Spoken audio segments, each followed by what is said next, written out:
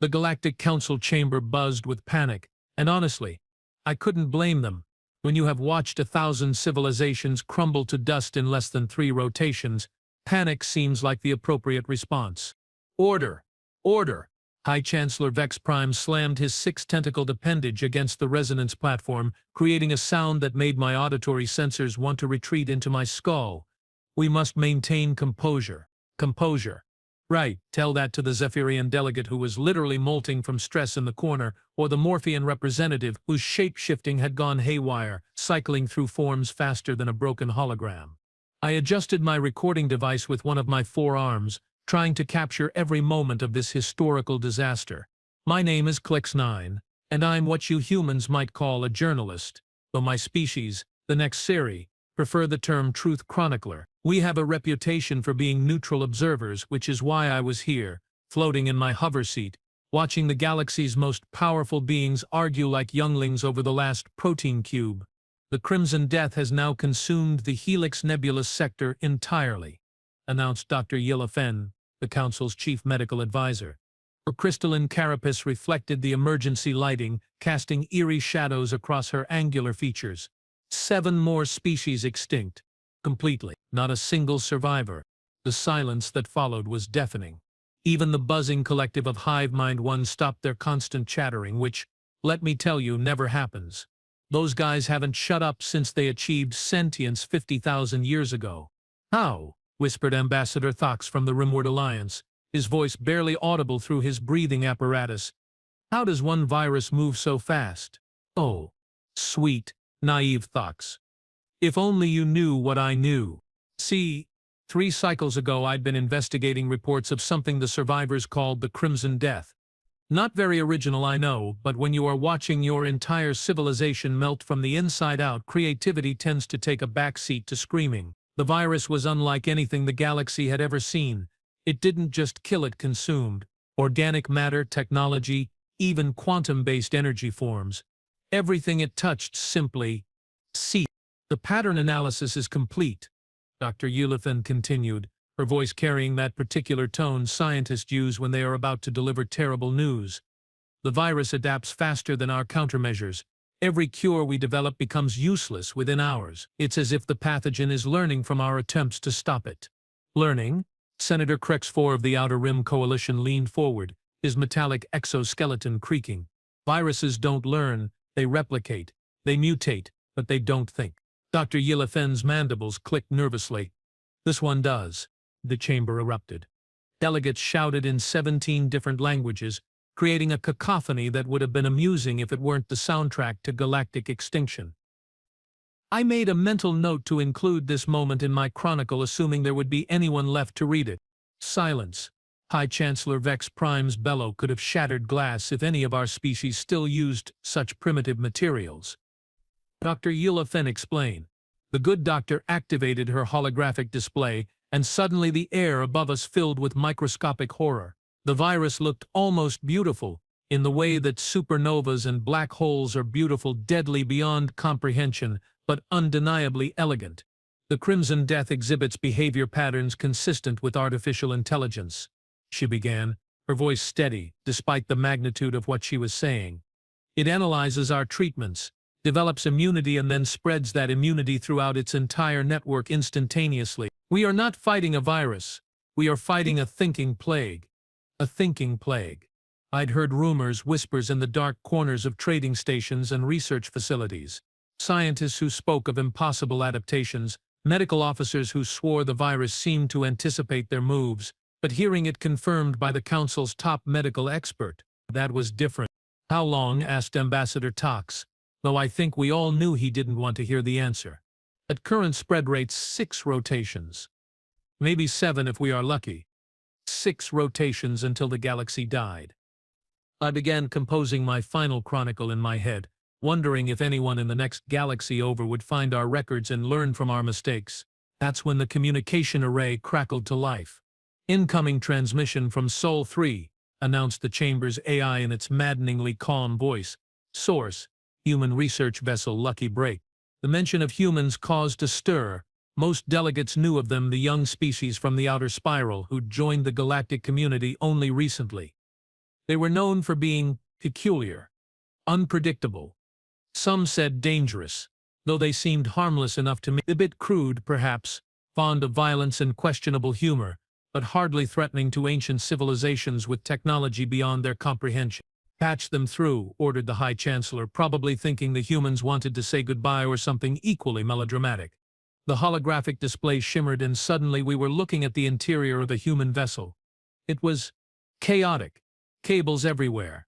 Jury-rigged equipment and what appeared to be primitive caffeine delivery systems scattered across every surface. In the center of this organized disaster stood a human female, her brown hair pulled back in what I'd learned they called a ponytail. Apparently humans named hairstyles after animal appendages. Galactic Council, the human said, and I noticed her voice carried none of the panic we'd been drowning in. This is Dr. Maya Patel aboard the Lucky Break. We have been monitoring your situation. Dr. Patel, High Chancellor Vex Prime responded with the tone one uses when speaking to children or primitive species. We appreciate your concern, but this crisis is beyond the scope of... We have a cure. The words hit the chamber like a kinetic blast. Every delegate, every advisor, every recording device turned toward the hologram. Dr. Elefen's mandibles stopped clicking. The buzzing collective actually shut up. Even I stopped taking notes. Excuse me? The High Chancellor's tentacles had gone rigid with shock. Dr. Maya Patel, and yes, I was definitely going to remember that name, smiled. Not the polite diplomatic smile I'd seen humans use in formal communications, but something sharper, more confident. I said we have a cure for the Crimson Death. The thinking plague. Whatever you want to call it. Impossible, Dr. Elefen managed. Our most advanced medical facilities, with technology spanning millions of years of development, have failed to even slow its progress. Your species barely discovered quantum mechanics last century. The human's smile widened. Yeah. Well, sometimes it helps to think differently. I found myself leaning forward in my hover seat, recording device forgotten. There was something about this human's manner, a casual confidence that seemed almost insulting. Here we were, facing the extinction of everything we'd ever known, and she was talking like she'd just solved a particularly tricky math problem. Dr. Patel, Senator Crex4 interrupted, his voice dripping with mechanical condescension. While we appreciate your enthusiasm, perhaps you don't fully understand the nature of this threat. The Crimson Death has eliminated civilizations with medical technology far beyond anything your species possesses. Oh, I understand perfectly, Dr. Patel replied, turning to someone off-screen. Jake, show them the readings from the Proxima outbreak. Another human appeared in the hologram, younger, with hair that defied several laws of physics and what appeared to be food stains on his clothing. He tapped something on a primitive-looking device, and suddenly the display filled with data streams. This is impossible, Dr. Yelefen whispered, her carapace shifting colors in distress. These readings, they show the virus in complete remission. Cellular regeneration at unprecedented rates. How? Dr. Patel shrugged. Actually shrugged. Like curing a galaxy-ending plague was no big deal. Turns out when you stop thinking like the virus expects you to think, it gets confused. Confused? The High Chancellor's voice carried a note of hysteria. It's a pathogen. It doesn't get confused. This one does, Dr. Patel said calmly, because it's been learning from every treatment you have thrown at it, building defenses based on your approach to medicine, your understanding of biology, your entire framework of how healing works. She paused, and that smile returned. But it's never encountered human medicine before. The chamber fell silent again. I could practically hear the collective thought processes of 1,000 brilliant minds trying to understand what they were hearing. Human medicine, Senator Crex4 repeated slowly, is primitive. Chemical compounds and surgical interventions, hardly comparable to quantum cellular regeneration or psychic healing techniques. Exactly, Dr. Patel said, and now she was grinning like she'd just won some sort of contest. The virus doesn't know how to defend against primitive treatments. It's been preparing for sophistication, not stupidity. I'm not sure what was more shocking, the casual way she just called her own species stupid, or the fact that it apparently worked in their favor. You are telling us, Ambassador Tox said slowly, that your solution to an adaptive supervirus is to be less advanced. Not less advanced, Dr. Patel corrected. Differently advanced. See, while you have been developing increasingly complex medical technologies, we have been perfecting the art of creative problem-solving. We call it thinking outside the box, though I suppose in this case it's more like thinking outside the quantum matrix. Dr. Yila Fen's display showed the viral data from the Proxima outbreak again. These readings. The virus is completely neutralized. No adaptation, no resistance. How is this possible? Simple, said the young human called Jake, apparently oblivious to the fact that he was addressing the most powerful beings in the galaxy while wearing what appeared to be a shirt with cartoon characters on it. We didn't try to outthink it. We just confused the hell out of it. High Chancellor Vex Prime's tentacles were twitching now, never a good sign. Explain. Now. Dr. Patel gestured to Jake, who began manipulating his primitive controls. The hologram split, showing before and after microscopic images of infected tissue. The Crimson Death works by analyzing defensive responses and adapting accordingly. Dr. Patel explained, it's like a master chess player who's been studying galactic medical techniques for thousands of years. But what happens when your opponent suddenly starts playing checkers? I blinked all four of my eyes. Was she seriously comparing galaxy-ending medical crisis to children's games? The treatment is a combination of what you'd consider archaic approaches, Dr. Patel continued. Herbal compounds, targeted bacterial infections, even leeches in some cases. Leeches? Dr. Yelafen's voice cracked. Earth creatures that feed on blood, Jake added helpfully.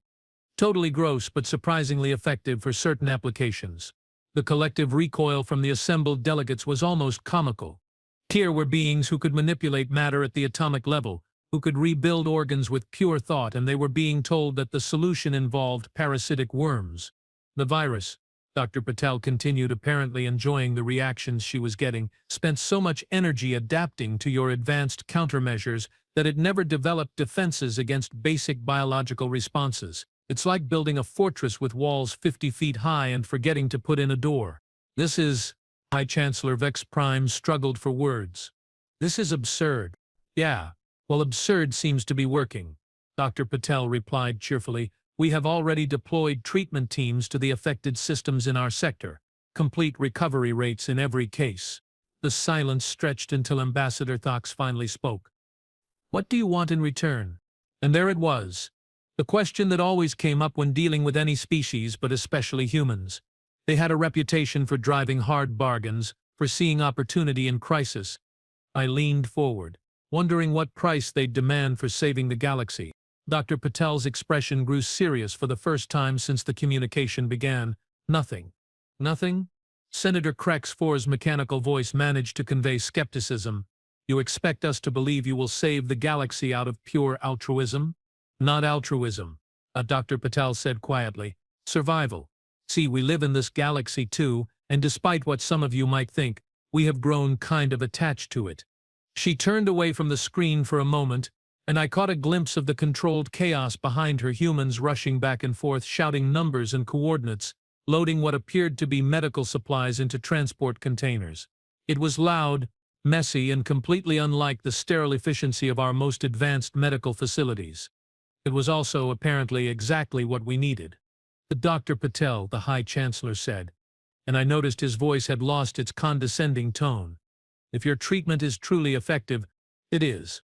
Then, how quickly can you deploy it? Dr. Patel turned back to the screen, and that confident smile returned. Jake, what's our current deployment status? The younger human consulted his primitive device. Medical teams are already en route to 37 affected systems. Treatment production is at maximum capacity across all human colonies. We should have full galactic coverage within 2 rotations. 2 rotations. We'd gone from 6 rotations until extinction to 2 rotations until salvation, and the solution had come from the species most of us barely considered worth talking to. There is one condition, Dr. Patel added, and every delegate tensed.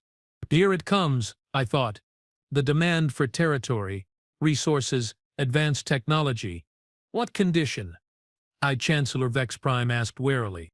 When this is over, when the galaxy is safe and everyone's patting themselves on the back for surviving, remember that it was the primitive humans who saved you. Remember that sometimes the best solution isn't the most advanced one. And maybe, just maybe, Start listening when someone thinks differently than you do. With that, she reached forward and cut the transmission, leaving the most powerful assembly in galactic history staring at empty air. The chamber erupted again, but this time it wasn't panic. It was something else entirely, a mixture of relief, disbelief, and what I could only describe as embarrassed gratitude. Did that really just happen? Ambassador Thax whispered. The humans. Senator Krex-4 paused, his mechanical mind apparently struggling to process what he'd witnessed. The humans just solved our greatest crisis with leeches. Among other things, Dr. Yelithen said, her mandibles clicking in what I recognized as nervous excitement. I need to review their data. This approach, it's so simple, so obvious in hindsight. How did we miss it? High Chancellor Vex Prime slowly lowered himself into his ceremonial seat, all 6 tentacles hanging limp. Because we were too smart for our own good. I activated my recording device again, knowing this moment needed to be preserved. The day the galaxy learned that sometimes, just sometimes, the answer wasn't about being smarter or more advanced or more sophisticated. Sometimes, it was about being human. Dr. Yelithen, the High Chancellor said after a long moment, begin immediate coordination with the human medical teams, full access to all affected systems, complete resource allocation. And Chancellor, he added, his voice carrying a note I'd never heard before, humility. Send a message to Dr. Patel. Tell her the Galactic Council thanks her. As the chamber began to buzz with activity, delegates contacting their home systems, medical teams preparing to coordinate with humans, bureaucrats doing whatever it is bureaucrats do in a crisis, I floated there in my hover seat, reviewing the notes I'd taken. 1,000 civilizations had fallen to the Crimson Death. Advanced species with technology that could reshape reality itself had been helpless against a thinking plague that adapted faster than they could respond. And then a human doctor in a jury-rigged ship had shown up with leeches and herbal tea and saved them all. I began composing my chronicle, knowing that no one would believe it. How could they? It was too absurd, too impossible, too perfectly human. But that's the thing about humans, isn't it? They specialize in the impossible. 2 rotations later, I watched as human medical teams deployed across the galaxy. Their ships were loud, their methods were chaotic, and their solutions were utterly, completely primitive by galactic standards. They were also 100% effective. The Crimson Death, the thinking plague that had consumed 1,000 civilizations, died not to superior technology or ancient wisdom, but to what Dr. Patel had called thinking outside the box. As I watched a human medical team set up their equipment on a Regilian colony world, I couldn't help but laugh. Here were beings who could barely survive in their own atmosphere without artificial assistance, who still used chemical rockets for basic transportation, who considered a century to be a long time, and they just saved the galaxy with leeches. If that's not the most human thing I have ever witnessed, I don't know what is. 3 rotations had passed since Dr. Maya Patel had casually announced she could cure the galaxy-ending plague, and I was beginning to think the entire universe had lost its collective mind. I floated in my hover seat aboard the human medical vessel Cosmic Joke. Yes, that was actually its name, watching what could only be described as organized madness. The ship's corridors buzzed with activity that would have given any sane traffic controller a nervous breakdown. Humans rushed back and forth carrying everything from primitive medical supplies to what appeared to be containers of live Earth creatures. "Watch it," shouted a human medic as she barreled past me, carrying a tank labeled "Emergency Leeches" in 7 galactic languages. The universe had truly gone insane. My recording device captured every moment of this beautiful chaos. As a truth chronicler, I'd witnessed the rise and fall of empires, the birth of stars, and the discovery of impossible technologies. But nothing, absolutely nothing, had prepared me for watching humans save the galaxy with what amounted to a medical garage sale. "Ix! Over here!" Dr. Maya Patel waved at me from across the medical bay, her voice cutting through the controlled pandemonium. She'd insisted I call her Maya after I'd accidentally addressed her as Supreme Medical Overlord Patel during our first meeting. Humans, it turned out, had a casual relationship with titles that would have horrified most galactic diplomats. I maneuvered my hover seat through the maze of equipment and personnel, dodging a rolling cart loaded with what my translation software insisted was soup, medical soup. In a galaxy where we could regrow organs with pure thought, The humans were treating plague victims with soup. How are the recovery rates looking? I asked Maya, activating my recording device. See for yourself, she said, gesturing to a massive display screen that showed a real-time map of the galaxy. Red dots marked infected systems, green dots showed successful treatments, and yellow indicated treatments in progress. The red was disappearing fast. 97% success rate across all treated systems, announced Jake, the young human with the physics-defying hair. He was manning what appeared to be a command station built from spare parts and held together with adhesive tape. The Helix Nebula sector just went completely green. Zero viral activity detected. Zero viral activity. The sector that had been written off as completely lost just days ago was now completely clean. How? I asked, though I was beginning to suspect the answer would make no sense whatsoever. Maya grinned. Chicken soup. I stared at her. Chicken soup. Well, chicken soup, antibiotics, targeted bacteriophage therapy, and controlled parasitic intervention, she clarified, as if that made it any less absurd. The virus kept trying to adapt to complex quantum treatments, so when we hit it with basic biological responses, it basically had a mental breakdown. A mental breakdown. She was talking about an extinction-level pathogen like it was a stressed office worker. Dr. Patel, Maya. I corrected myself quickly. The medical teams across the galaxy are reporting phenomena they can't explain, complete viral elimination in cases where the infection had reached terminal stages. Regeneration of tissue that should have been impossible to restore. Some are calling it miraculous.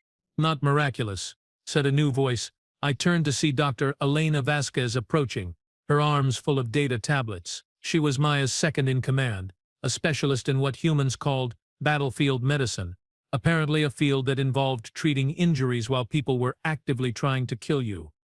Only humans would develop an entire medical discipline around violence. Just unexpected, Elena continued, setting down her tablets. The virus was so focused on defending against sophisticated attacks that it never developed basic immune responses.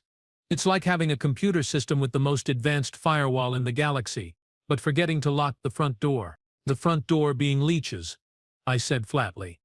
Among other things, Jake called out from his jury-rigged command station. Though the bacterial cocktails are doing most of the heavy lifting, amazing what happens when you fight a digital plague with analog solutions. Analog solutions.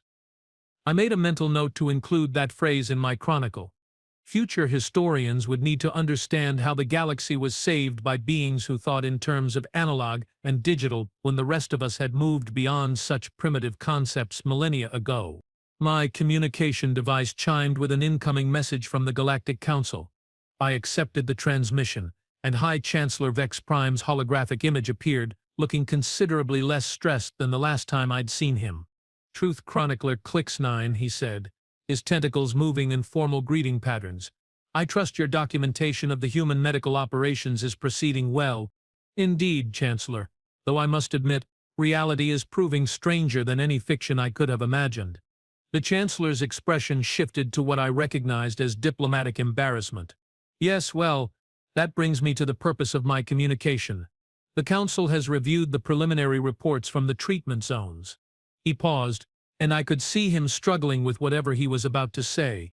The results are unprecedented. Complete viral elimination across all treated systems. No resistance, no adaptation, no secondary outbreaks.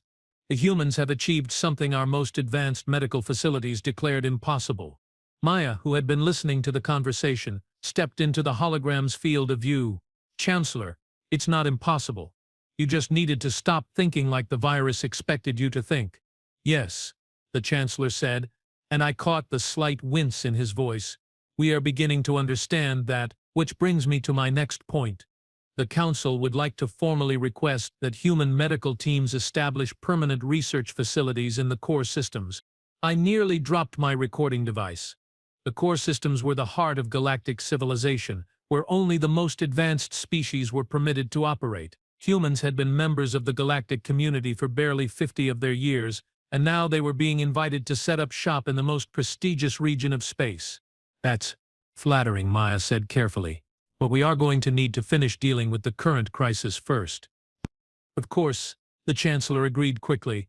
But when this is over, we would very much like to learn from your approach to medical science. Our approach? Maya laughed. Chancellor, our approach is basically try weird stuff until something works. I'm not sure that's what you want to base a research program on. Dr. Patel, the Chancellor said solemnly, your weird stuff just saved 1,000 civilizations. I think we can afford to be a little less systematic in our thinking. After the transmission ended, I found myself staring at Maya with what I hoped wasn't too obvious amazement. Do you realize what just happened? The Galactic Council just admitted that human medicine is superior to technologies developed over millions of years. Maya shrugged, that casual gesture that seemed to be the human response to everything from minor inconveniences to galaxy-saving breakthroughs. Not superior. Just different. Sometimes different is exactly what you need. An alarm chimed through the ship's communication system, followed by Jake's voice. All hands, we have got an interesting development in the Andromeda Link sector. Maya, you are going to want to see this. We rushed to the command center, where Jake was staring at his displays with an expression I couldn't quite read. What is it? Maya asked. Remember how we were worried about the virus adapting to our treatments eventually? Jake said, manipulating his controls to bring up a detailed scan of the affected region. Well, it's trying, but... He paused, and that impossible smile spread across his face. But it's adapting in the wrong direction. Explain, Elena said, moving to look over his shoulder. The virus is trying to develop resistance to our treatments, but it's doing it based on its understanding of how medicine should work. So it's building defenses against advanced versions of our techniques instead of the actual techniques themselves. Maya leaned forward, studying the data. It's trying to defend against quantum herbal therapy and nano-leeches. Exactly. The virus is literally outthinking itself into uselessness. I felt that familiar sensation of the universe shifting around me. Not only had humans cured an incurable plague, but they'd done it in such a confusing way that the plague was now making itself worse, trying to figure out how to fight back.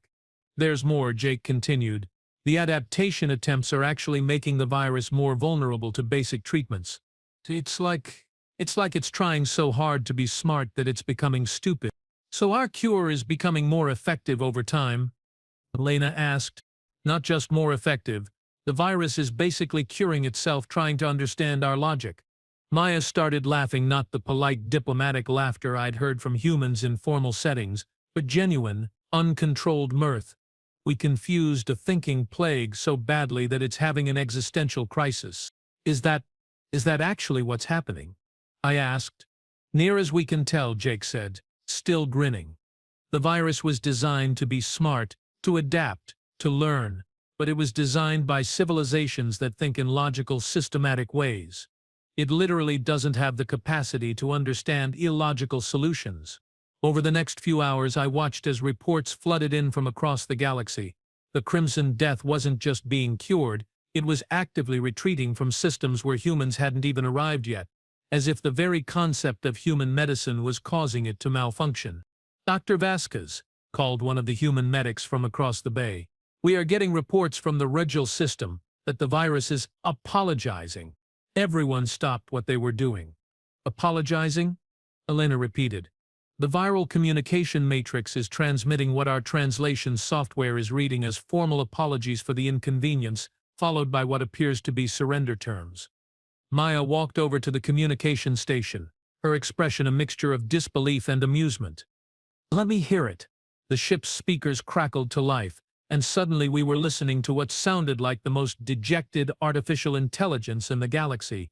To whom it may concern, we, the collective consciousness known as the Crimson Death, hereby formally surrender to the illogical medical practices of the human species. We cannot comprehend your treatment methodologies, we cannot adapt to your therapeutic approaches, and we are experiencing what your databases classify as an identity crisis. We request immediate cessation of hostilities and ask that you please stop confusing us. We promise to cease all hostile activities in exchange for being left alone to contemplate the existential implications of chicken soup. End transmission.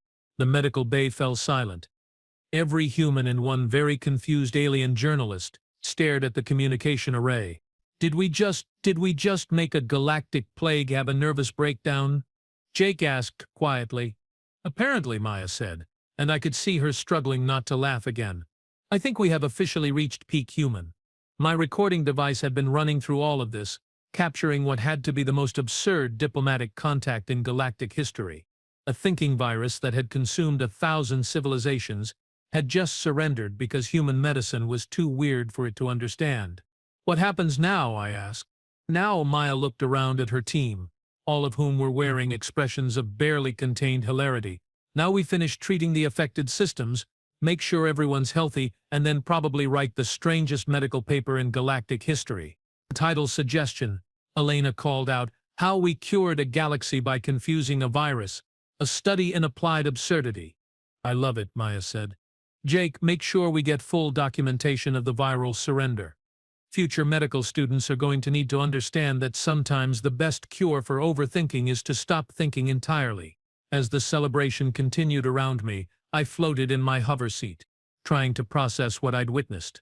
In the span of less than a week, I'd seen the galaxy face extinction, salvation arrive in the form of primitive medicine, and an artificial intelligence have what humans would call a mental breakdown because soup was apparently too confusing for it to handle.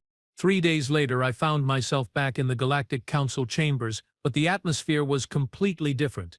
Instead of panic and despair, there was a buzz of excited conversation. Delegates from across the galaxy were sharing stories of the human medical teams, of recovery rates that defied all known science, and of viral apologies that were being studied by linguists trying to understand how a pathogen learned to say sorry. Truth Chronicler, clicks 9. High Chancellor Vex Prime called out as I entered. Your documentation of the human medical intervention will be invaluable for future study. Tell me, what is your assessment of their methods? I activated my recording device, knowing this moment would be important for my chronicle. Chancellor, I have observed many things in my career as a truth chronicler. I have seen species master technologies that reshape reality, develop medicine that can cure death itself, and create weapons that could unmake stars. But I have never seen anything quite like what the humans accomplished. And what, in your professional opinion, made their approach so effective? I paused, thinking about everything I'd witnessed aboard the Cosmic Joke, about Maya's casual confidence and Jake's jury-rigged solutions and Elena's battlefield medicine, about chicken soup saving star systems and leeches curing the incurable. They didn't try to be smarter than the problem, I said finally. They just tried to be different. And sometimes, Chancellor, different is exactly what the universe needs. The Chancellor's tentacles moved in what I recognized as thoughtful agreement. Indeed, the Council has been discussing the implications of the human medical success. We are beginning to realize that our pursuit of ever more sophisticated solutions may have made us inflexible. You have become too smart for your own good, I said, borrowing Maya's phrase. Precisely. Which is why we have decided to establish a new department within the Galactic Medical Authority, the Office of Alternative Solutions. Dr. Patel has agreed to head it, with full authority to explore what she calls outside-the-box thinking. I couldn't help but laugh. A department dedicated to thinking differently, led by a species that specializes in the impossible. The Chancellor confirmed. Dr. Patel's first initiative will be a galaxy-wide medical exchange program, where human doctors will work alongside our most advanced medical facilities to, or how did she put it, shake things up. As I prepared to leave the council chambers, my communication device chimed with a message from Maya. I opened it to find a simple text. Hey, Clicks. Thanks for documenting everything. Want to come along on our next mission? We are heading to the Magellanic clusters to investigate reports of a depressed black hole. Should be fun. A depressed black hole. Of course, the humans would find a way to provide therapy to a gravitational anomaly. I sent back my response, wouldn't miss it for the galaxy.